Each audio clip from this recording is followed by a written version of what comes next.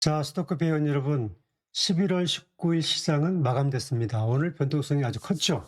자, 오늘 시장 정리해보고 내일 시장 어떻게 대응할지 잠깐 한번 살펴보겠습니다. 자, 오늘 시장 정리 내용 보면 오늘은 이제 미국발 AI 고평가 논란이 지속됐고 엔비디아 실적 발표 앞두고 불안감이 극도로 꼭지점에 있다. 이에 따라서 우리나라 시장도 장중한 때 96포인트까지 하락을 해서 3,854를 찍고 결과적으로 3,900을 사수하는 낙폭을 축소하는 시장 흐름을 보였습니다. 이렇게 시장이 하락했던 원인은 이제 아무래도 수급의 불일치, 추가 하락에 대한 불안감 때문에 장중 내내 등락폭이 컸다. 이런 것을 좀 염두에 둘 수 있고요. 오늘은 이제 외국인이 현물을 1조 1,200, 1조 2,539억을 순매도했습니다. 선물은 2,683억을 순매수했고, 기관은 현물에서 7,472억 순매수했고, 선물에서 913억 순매도했습니다. 결국 외국인이 후장 들어서 선물 포지션을 조금 더 순매수를 하고, 현물을 더 많이 매도했죠. 기관은 현물을 매수하고 선물을 좀 더 매도를 했는데, 이게 이제 현 선물이 이렇게 양쪽으로 엇갈리는 부분들은 조금 많이 실리는 쪽으로 리스크를 관리하는 그런 쪽으로 봐야 되겠습니다. 나스닥 선물은 이제 하락세를 보였다가 상승했다가 하락을 했다가 횡보하는 이제 그런 사이클이 반복됐어요. 지금 이 시각 현재 나스닥 지수를 잠깐 보면 보다시피 나스닥이 지금 4.25 상승하는 그런 흐름을 좀 보였습니다. 이렇게 장중에 나스닥 선물 지수가 계속 등락이 왔다 갔다, 또 S&P 선물 지수도 왔다 갔다 하면서 양음량을 보임에 따라서 국장도 계속 불안한 시장을 더 크게 좀 나타내는 그 시그널을 좀 보였다, 이렇게 볼 수 있습니다. 니케이 지수도 이제 장중에 하락으로 시작을 해서 상승으로 갔다가 하락폭을 상당히 좁히는 그런 모습을 좀 보였습니다. 결국 이렇게 종합지수가 등락이 아주 심한 이유, 변동성이 큰 이유는 결국 한 번도 조정다운 조정을 거치지 못했기 때문에 단기 이격 조정이 계속 길어지는 흐름, 그리고 시장을 건강하게 하는 그런 과정이다, 이렇게 볼 수가 있겠습니다. 자, 오늘 장중에 이렇게 지수가 갑자기 그 96포인트까지 빠져버린 이유 중에 하나는 이 코스피 변동성 지수입니다. 이게 지금 오늘 코스피 변동성 지수가 더 올라서 40이 넘어갔거든요. 지금 보시면 이게 오늘 시장인데 여기 지금 40.04까지 올라갔고, 이게 지금 최근 들어서 어제는 좀 하락했다가 다시 올라갔어요. 결국 지금 11월 들어서 10월 중순 이후에 장중 변동성 지수가 쭉 올라갔다고 하는 부분들은 원달러도 오르고 종합지수도 많이 올라감에 따라서 차익 매물 구간에 따르는 변동성이 매우 크게 나타나고 있는 그런 과정인데, 이 과정이 이제 안정되는 과정까지는 상당 부분 좀 시각이 필요하다, 이렇게 봐야 할 것 같습니다. 이제 미국 시장이 이제 연거푸 하락폭이 크죠. 미국의 이제 AI 거품론이 주 원인인데, 미국의 이제 외가에서 이른바 투자의 대가들은 어떤 시각들을 갖고 있나.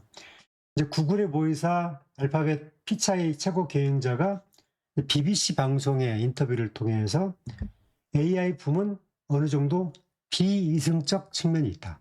어느 정도 비이성적. 거품이 터지면 어느 기업도 자유로울 수 없다. 그러니까 이 부분은 나쁘다는 게 아니라 거품이 터지면 약간은 모든 기업들이 타격을 입는다, 그런 이제 우려를 전했고요. 카슨그룹의 글로벌 거시경제 전문가, 부사장이죠. 우리가 거품 속에 있는지는 문제가 안 된다. 진짜 문제는 AI의 지출 추세가 얼마나 계속되느냐, 끝났을 때 여파가 얼마나 심각할지를 우리는 봐야 된다. 결국 누구도 모른다예요. AI에 대해는 누구도 모른다. 그래서 AI 지출이 계속 늘어날 거냐, 이 부분이 이제 매우 중요한 거고, 지출이 다 종료된 이후에 나타날 파장들, 투자를 많이 했는데 돌아오는 피드백이 적었을 때 기업에 대한 부담감을 어떻게 할 거냐, 그런 우려감을 제시를 했습니다. 그리고 CFRA의 샘 스토벌 수석, 투자 전략가죠. 이분은 이제 S&P 전망과 관련해서는 모든 상황이 마무리될 때쯤 되면은 8 내지 9% 정도의 조정이 있을 것 같다. 그러니까 10% 내외죠. 그리고 엔비디아 실적이 나오고 경기 침체를 시사하지 않을 정도로 고용지표가 발표된다면 결국 조정은 더 빨리 끝난다. 지금의 조정은 고용지표하고 그다음에 엔비디아의 실적 이 두 가지가 이제 핵심 지표다. 미국의 이제 투자 대가들도 이렇게 보고 있는 거예요.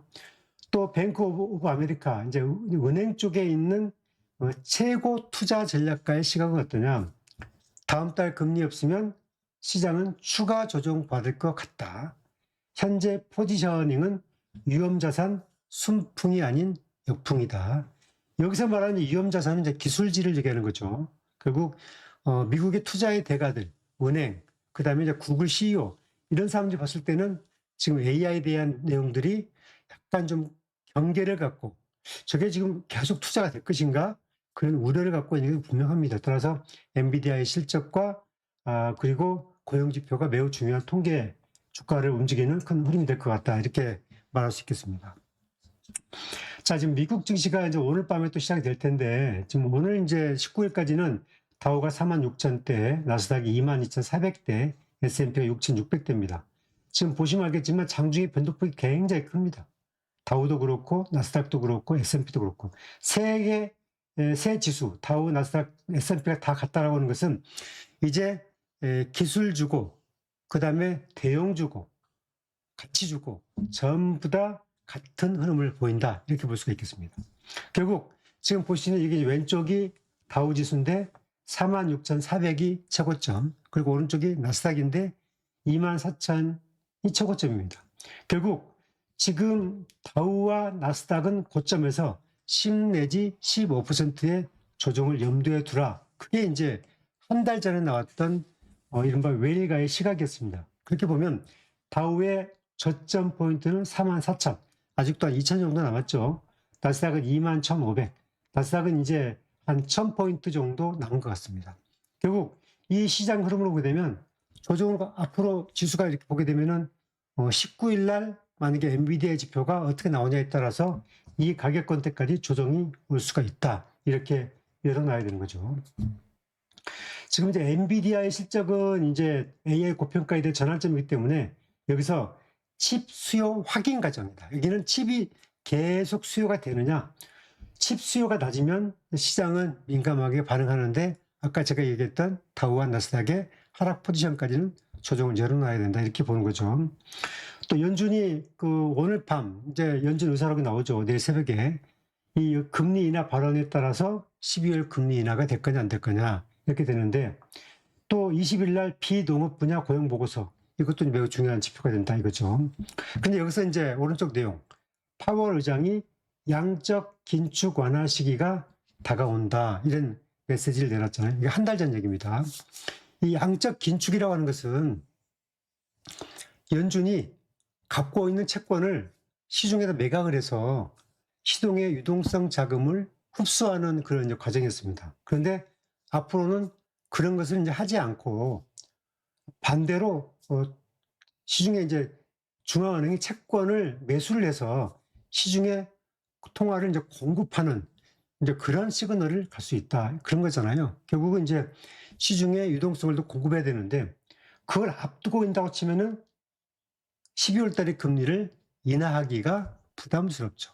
물가 지표가 지금 통계가 셧다운 때문에 망가졌다고 하지만 물가 지표가 상당히 올랐을 걸로 보기 때문에 미국은 아무래도 고용 지표가 또 불안 우려가 있기 때문에 12월 금리 인하는 동결이 될 가능성이 있다. 그렇게 보는 게 좋습니다. 그게 더 저는 내년에 미국 시장과 한국 시장을 위해서도 훨씬 더 건강한 금융시장을 만드는 데 보탬이 될 거다. 그렇게 봅니다. 또 트럼프 정부가 적극적 물가 대응을 하고 있고 경제정책 방향을 이제 상당 부분 물가 쪽에 두고 있기 때문에 단기 상승 큰 만큼 미국 금융시장 조정이 있겠지만 다음 내년에 11월 달에 중간선거를 대비해서 내년 상반기에 지표 관리를 할 것이다. 그런 전략적 포지셔닝으로 돌아섰다. 그렇게 보는 게 맞을 것 같습니다. 자, 이제 테마주 흐름을 보겠습니다.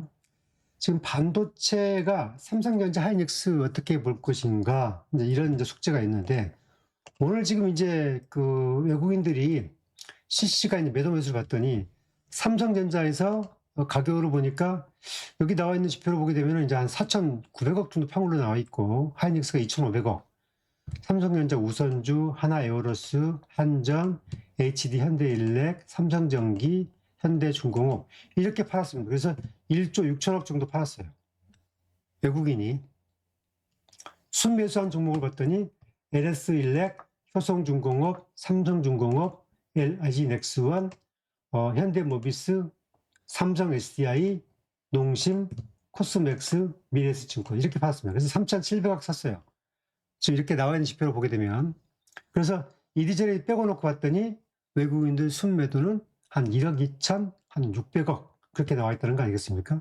지금 결국 이 내용을 보게 되면 시장은 외국인들이 파는 이유는 차익 실현 구간에 있다. 많이 오른 종목을 많이 팔고 있다. 이렇게 봐야 되는 거죠. 지금 오늘 그 매수 매도 흐름을 보게 되면 지금 외국인이 오늘 1조 2,500억 판 걸로 나왔잖아요. 이 흐름 보시게 되면 결국 아까 제가 보여드렸던 외국인 실시간 거래 흐름과 거의 비슷하게 나오고 있다. 자, 여기서 이제 외국인이 하이닉스를 많이 팔고 있는데 지금 외국인이 하이닉스를 팔고 있는데 여기서 이제 저희가 한번 보시면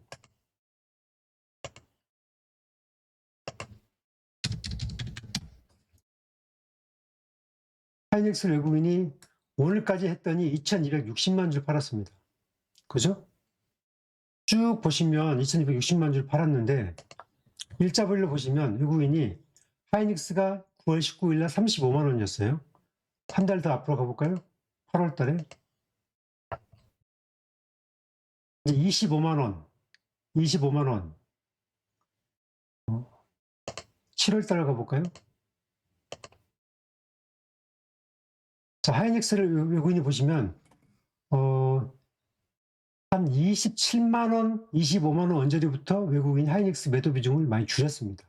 물론 27만 원대 8월 중순까지 매도 매수가 반복됐는데 30만 원 언저리가 되면서 27만 원을 넘어가면서 외국인이 계속 물량을 매도고 많이 나왔습니다. 그렇죠? 매도.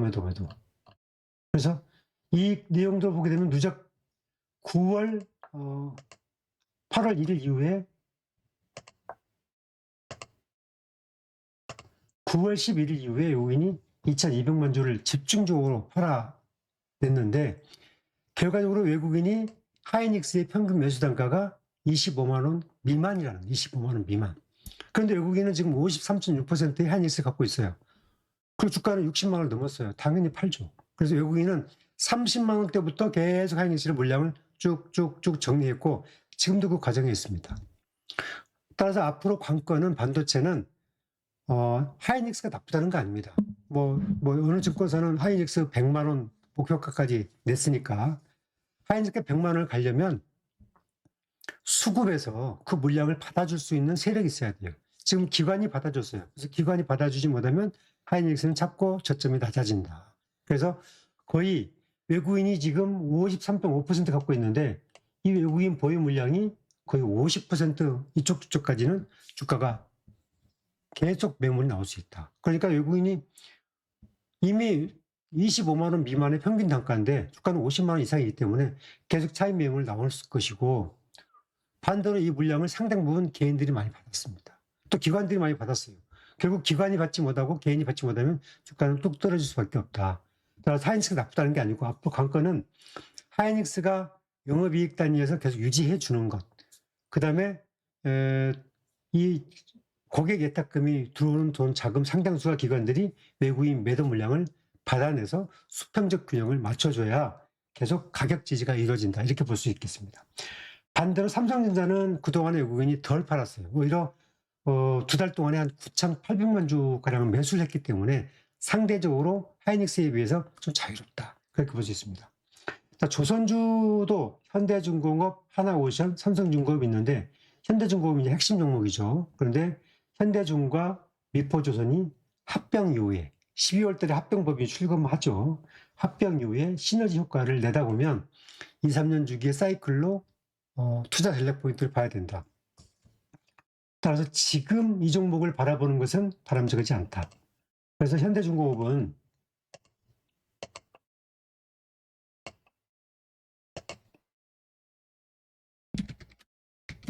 자, 오늘 종가는 이제 57만 4천 원이고 오늘 외국인이 이제 13,000주 팔았죠.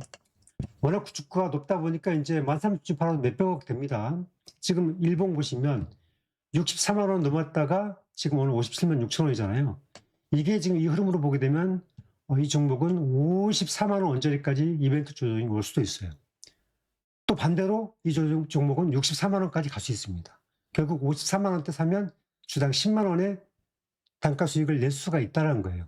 근데 이게 주봉 사이클, 월봉 사이클 보게 되면 지금 이렇게 쭉 가 있기 때문에 서두르지 말자. 그래서 충분하게 100주를 산다고 치면은 적어도 한 6개월을 거쳐서 이걸 100주를 다 담을 생각을 갖고 있어야지 이달에 승부를 내버린다.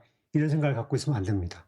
그러다 보면은 100주를 담는다고 치면 5주, 5주, 10주, 5주, 10주 이렇게 해서 6개월에 걸쳐서 매수를 해서 보유 전략은 2년 내지 3년 정도 그렇게 보는 전략이 왔다. 이게 바로 워레인 버핏이 투자하는 전략이에요. 다른 거 없습니다. 자, 방산주는 이제 하나 에어로스가 포인트인데 이거 이제 건너뛰겠습니다. 자, 2차 전지 포인트 보겠습니다. LG엔솔과 삼성 SDI.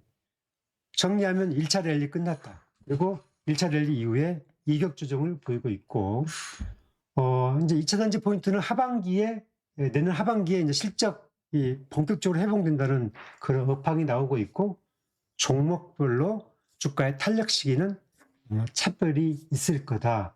그렇게 봅니다. 자, 먼저 이제 지금 그 삼성 SDI는 오늘 이제 그 2차 전지 섹터를 한번 볼게요. 2차 전지 섹터를 보시면 오늘 LG엔솔은 지금 그 시간에 애프터마켓에서 지금 5,500원 마이너스, 삼성 SDI는 4,500원 마이너스. 그리고 이제 뭐 LG화학이 뭐 좀 반등 주는 이런 흐름이 있고 등등 그렇습니다. 정리해서 말하면 LG화학이나 LG엔솔은 같은 흐름인데 LG화학이 이제 소재주 중에서 실적도 개선되고 미국에 투자도 하고 그래서 역시 소재주 중에서는 괜찮은 흐름이고 그 다음에 이제 LNF도 상당 부분 미국에 투자를 해놨기 때문에 괜찮고 또 포스코 퓨처엠이 탄력도는 좋은 그런 흐름을 좀 보이고 있죠. 셀 중에서는 삼성 SDI가 LG엔솔인데 지금 이제 특이한 것은 LG에너지솔루션과 삼성 SDI의 가격 격차가 좁혀지고 있다는 거예요. 제 말이 무슨 말인지 아마 이해하실 겁니다.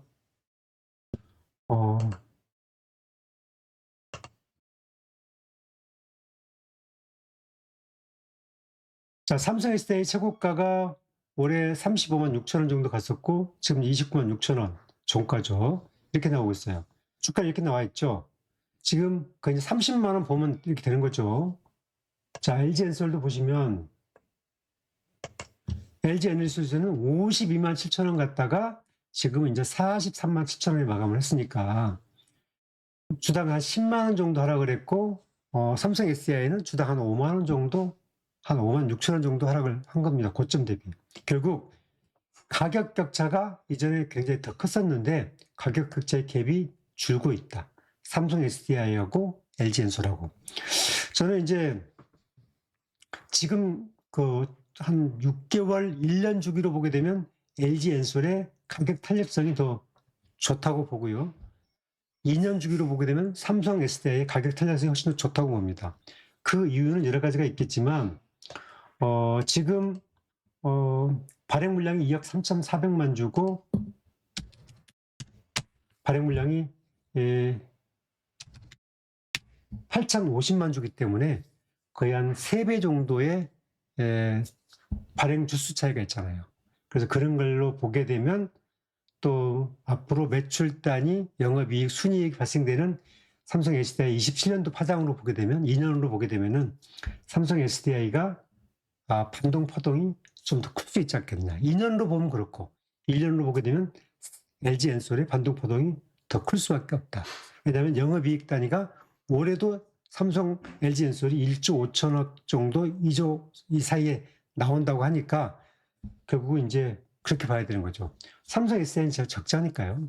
자, 2차 전지 섹터는 정리해서 말하면 내년 하반기를 대비하는 전략이고, 이렇게 1차 랠리가 왔던 이유 중에 하나는 ESS에 대한 경쟁력인데, 아직 ESS가 이제 한번 테마로 나왔지만 그 ESS에 대한 결과가 실적으로 나오는 시기가 이제 내년 1분기부터입니다. 올해 4분기를 턴해서. 그래서 1분기부터 나오기 때문에 그 시기가 되면 이제 올해 12월까지는 완만한 이격 조정.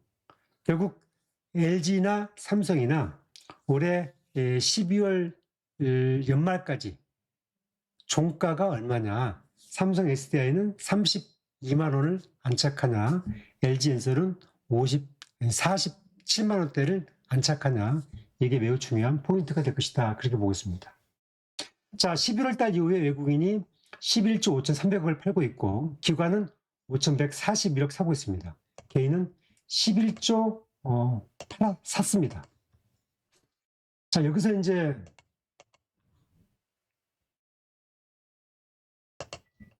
여기 다 보시면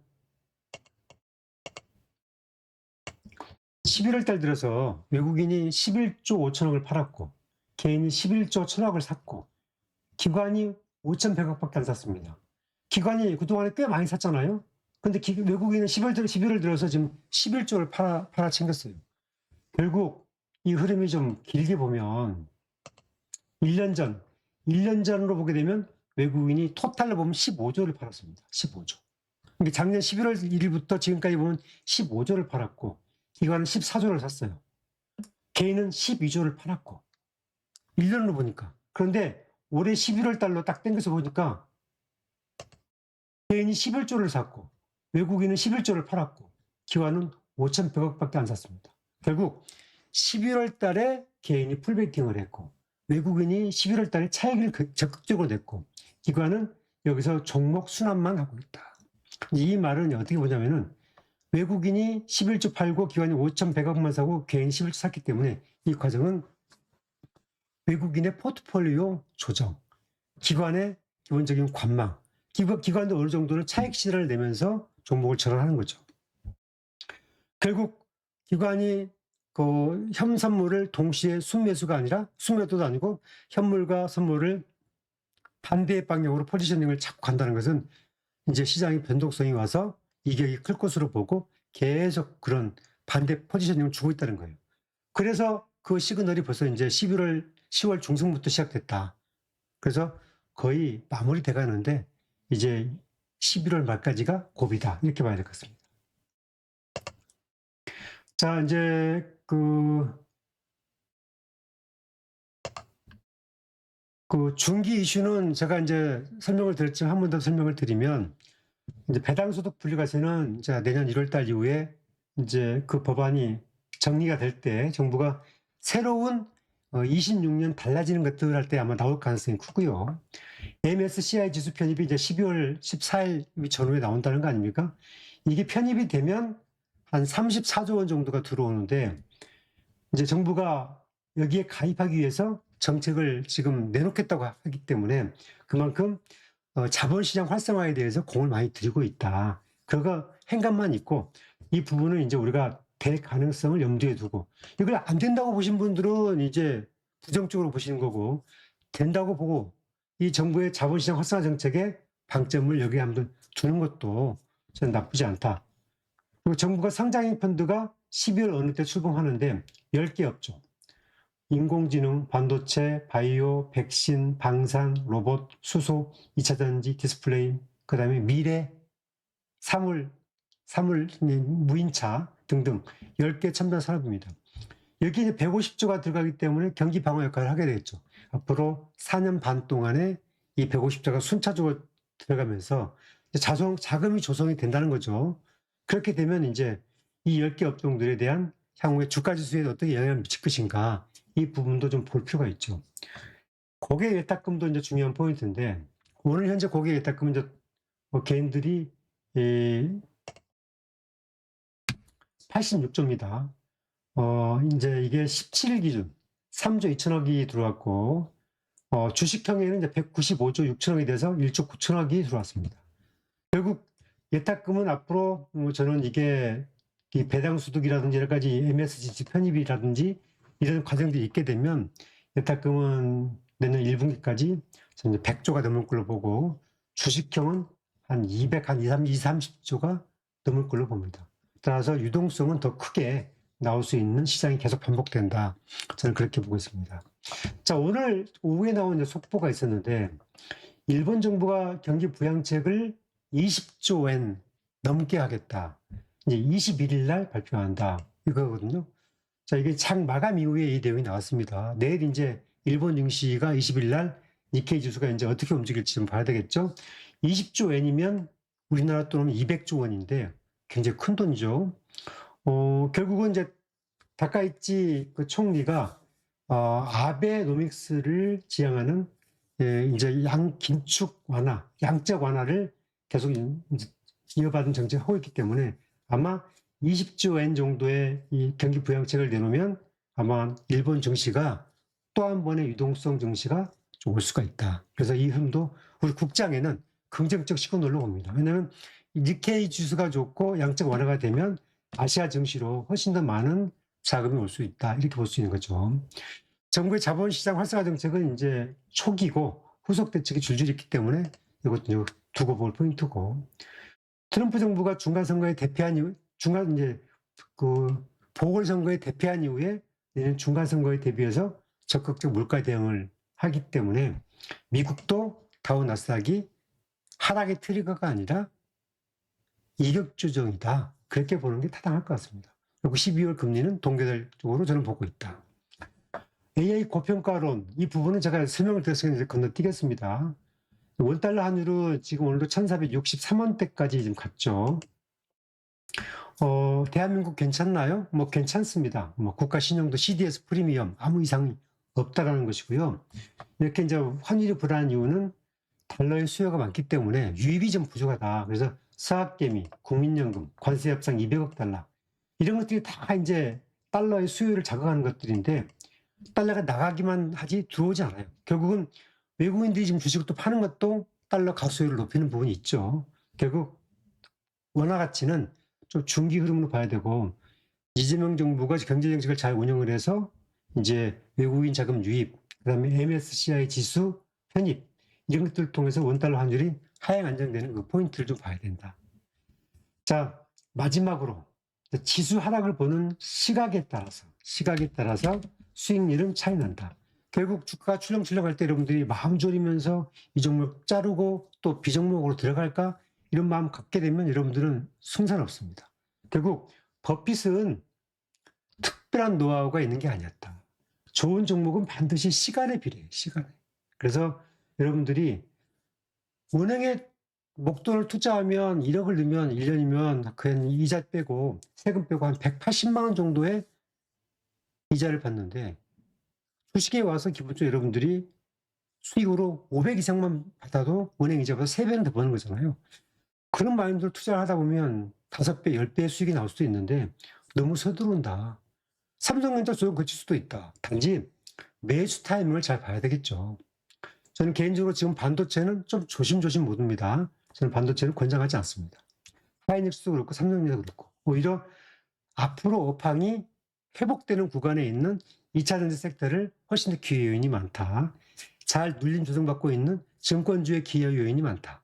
또 하나는 이제 조선주, 현대중공업과 미포조선 합병 이후에 현대중공업이 영업이익단이 3조만 해서 1조 6천억이 나왔기 때문에 미포조선 합병하게 되면 내년도에는 영업이익이 1조 8천억 이상 나올 수 있다. 그러면 하나 에어로스페이스의 주가 모형으로 움직일 수도 있다. 뭐 그런 차원에서 저는 이제 지금보다는 다음에 대한 이 상승 모형의 실적이 좋아지는 업종에 좀 비중을 늘려가는 게 좋지 않겠나, 좀 그렇게 보고 있습니다. 자, 오늘은 제가 19일 시장을 전체를 다 보고 정리를 해드린 거고요. 이 내용은 21장에 대한 전략을 같이 전해드린 겁니다. 자, 이 방송 도움이 되시면 좋아요, 구독하기 꼭 부탁드리고요. 자, 저는 다음 시간에 다시 뵙겠습니다. 감사합니다.